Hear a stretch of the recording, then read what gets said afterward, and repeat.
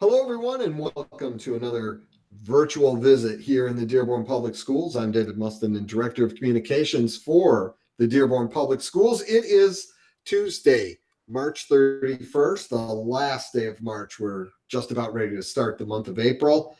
And joining me, as always, is our Superintendent, Dr. Glenn Maleyko. Glenn, how are you doing today? Doing well, David. Doing well. Thank you, David. Doing very well. This is our second week of stay at home, doing our part to help slow the spread of the coronavirus, the COVID-19. So I think, getting used to the new normalcy at home. And we just got off several meetings today with you. I've been with you all afternoon, actually, virtually, though. Virtually. Us and 50 or 60 of our closest friends have all been online together today. Yes, absolutely. Yeah, we're getting used to the new format of the Google Hangouts and virtual and online, and it's going very well. I'm downstairs using my virtual area. My wife's upstairs on her virtual meetings with her work. So, and the kids are also doing things virtually, my two children. So, right. It seems to be the new norm, at least for a little while. And news last night that came out, unofficial news about the governor's possible shutting down of schools for the remainder of the year. And so there will be a lot more virtual going on if that is actually what happens. We have not heard any official word from the governor, and we are going to wait for her official word. That's the proper thing to do. Anything else would just be speculation. But there were some things in there, Glenn, that I think we might want to touch on that I think a lot of people might have been speculating on already.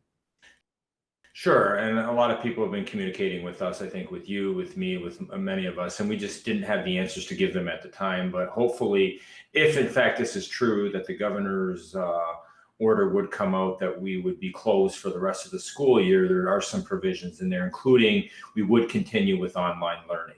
So thankfully, our district is ahead of the game because we started our Chromebook distribution. We've been doing a lot of online things. I've seen great things, as we talked about last episode, with the teachers and staff out there. So we're ahead of the game there. There's still going to be a lot of learning, though, going on, not only for students, but also for teachers that are implementing those programs. One of the things, just to kind of give some sense of security to students, is there would be no ill effect to individual students. It does say students who are on track to graduate would not be held back based on this semester. They would then graduate per what we saw. If it's true, again, let's put that caveat, but it does make sense. And that's what I've had discussions with our superintendent associations. Same thing with grade advancement. It would be the same thing according to what we saw in the report as well. And the read by third grade law would be postponed for another year, with all the testing being postponed. That's the only thing you could do realistically. So, those kind of things, students wouldn't be harmed. There would be some disappointment, though, because we keep hearing about what about graduation ceremonies and honor ceremonies and those things. So we're already in discussions with that. I've had discussions with President Barry, the board, and there will be a committee that will come together to look at ways to recognize our students. I also have a meeting this Friday, virtual meeting, which you're invited to, with our Student Advisory Council, and they'll be providing some input there. So we will listen to the community. We do want to recognize individuals. We will come up with a way to do it, whether that means just delaying it or whether that means doing it differently. We will do something to recognize our seniors who are graduating. We need to do that. I just can't promise what or when, because we don't know at this point in time, but there have been discussions, and we will want input from the students and the parents. Well, that has really been the kind of the key thing about this whole situation over the last coming up on 3 weeks now, is that things change so rapidly. So to make any kind of announcement about anything before we have all those facts and before we have all that information would really be premature, because things are changing so rapidly. Correct. Yeah, it's been a very fluid situation, and we've said that, I think, on almost every show and every memo. And I did send out a memo yesterday, clarifying some of that information that was out there in the media that is not yet verified, because we haven't seen an official order from the governor. So once we see the official order, then we can deal with it. We'll be talking to our legal counsel as well and figure out the things that we need to do, which is what we've been doing all along. When we started planning, and we put this out in the memo, we planned for short-term return and long-term. And so we're ready for either way. we're ready either way. Again, there's still going to be some trials and tribulations moving forward with online learning, making sure people have all the devices and other things. But we have been planning for a while. And again, just credit to the staff and the community for coming together to do our part, staying at home.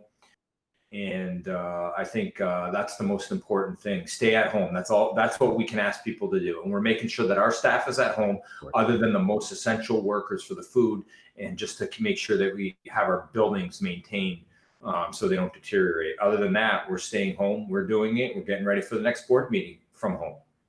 So yes, our board meeting will be virtual. Our board members will be in their own homes, but our community will be able to tune in and watch it live streaming, and we'll have more information about that on an upcoming show, definitely. Another part of this, Glenn, that a lot of people have some questions about and are concerned about are our staff numbers. Yes. So one of the things in the order, which is something we've committed to already, is to make sure that we continue to pay staff. So we'll be able to do that for the remainder of the shutdown if it's everything in there is true.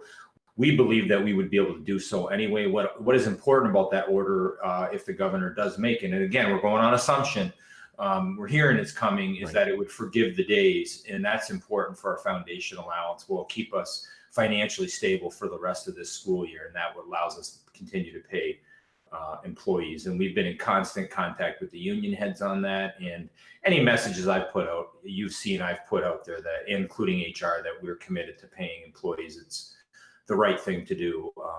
There might be some unpredictability though next year. Those are going to be some budgeting times that we have to forecast, and we're not sure given where the economy will be. So, things that we've done now, and thankfully over the last 5 years, we've built up that fund balance. So in an emergency, we can still meet our payroll, for example, over the summer without having to borrow money. So I think those are important. This is a time where you needed a fund balance where it is, because we were not in good shape several years ago, given what we all went through in the state. And now we have built that back up, and it's exactly for the purpose now that we may need to use that. So I do feel good about that as well.